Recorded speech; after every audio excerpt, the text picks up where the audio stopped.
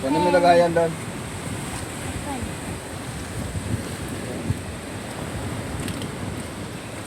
Tanya ko yun. Nakatuwa oh. Oo. Napakarami. Oo. Saan na yung seahorse natin po eh? Walo. Ay, Nakatuwa. mga buhay pa. Kukunti lang yung banak eh. Wala yung seahorse. Yung mga ano. Buwan-buwan. Puro tilapia. Oo. Hindi, gusto nyo kumuha. Dito, kumuha kayo doon. Ano, ang paking. Dami naman Dami, yan. nakakatuwa. Yan. Sarap yan, ano, no? Daing, ganun. Ganyan kaliliit. Oo. Oo. Ginadaing to. Karang style danggit ba? Oo. Tanggalan ng tinik sa gitna. Yan ah. Saan yung seahorse? May nahuli kaming seahorse eh. Seahorse. Wala. Sabi kayo magkadain mo. Oh, yun lang mga ano, matrabaho nga lang. Pinakamalaki. Sarap dito.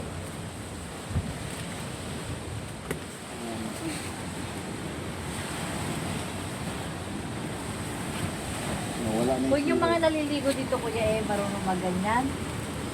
Ay, ang dami nilang isda, ano ho? Meron din, di ba ano yan, ganyan? Isa lang to oh. Oh. Nakasusi na yun, kahit di na mga gat. Wala yung seahorse. Ang dami.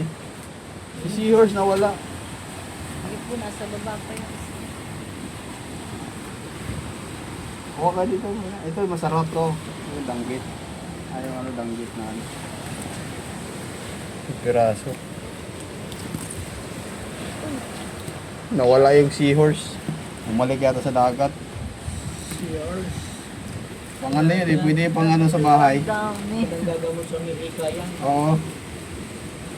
Pinangano yan. Kasi pinang decoration sa bahay. Baka hulumusot na. Nawala.